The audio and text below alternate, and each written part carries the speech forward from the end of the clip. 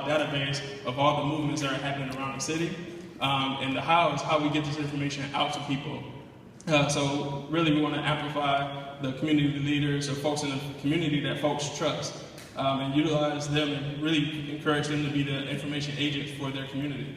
And the way that they're going to get the information out there, which is the where, is through neighborhood organizations, block clubs, actually on the bus routes, because we have hundreds of thousands of people that ride the bus every day and no one's engaged with them currently. Well, I'm not going to say anyone. Very few people are engaged with them currently, and through public events. Yeah, part of our project is a web app. In this web app, people would be able to access the information that we have in a database, and they always be able to add some more information. Our idea with this is that people can search in terms of location and in terms of their skills or knowledge, and put some value on it. The other thing is that with this app, we are thinking in terms of closing the gaps between the people that are in the space.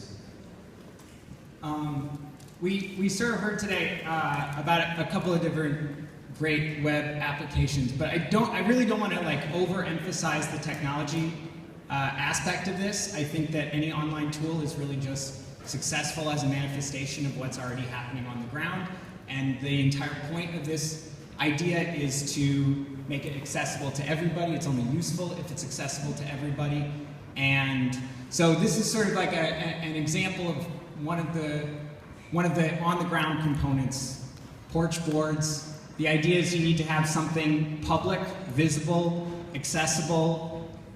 I personally, and all of us, like the idea of doing something that is focused around a home and not an institution, because we want to have this focused on individuals and not institutional identities. But it could be a church, it could be a storefront, it could be anything. But the online system and what are essentially community boards need to be maintained by these trusted community leaders. That's what's really most important. And so these representatives, they have to go to where the people are. They can't just wait for people to show up, put their information into the system. They actually have to go find them wherever they happen to be. They have to make sure that they're holding public hours so that their name, their number should be listed on these boards. People who have questions or are trying to find out information, want to get involved, should be able to call them.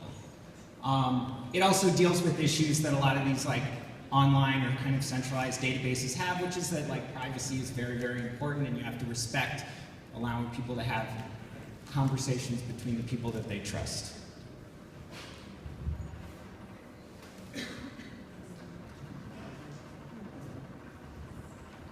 So we're proposing to start with a pilot program, so sort of picking 4 little sites of a few blocks, finding that rep, that community leader who knows half the neighborhood already and can put in the footwork, talk to other people and say, hey, we're gathering information and we want to share it with you. So 4 of those reps, 4 of the porch boards, and seed it from there, and then as budget allows, as opportunity allows, start putting them in other neighborhoods, grow the network citywide, maybe region-wide.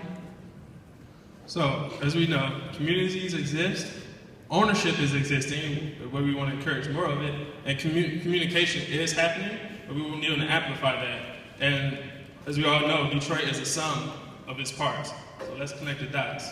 It's Detroit Dots.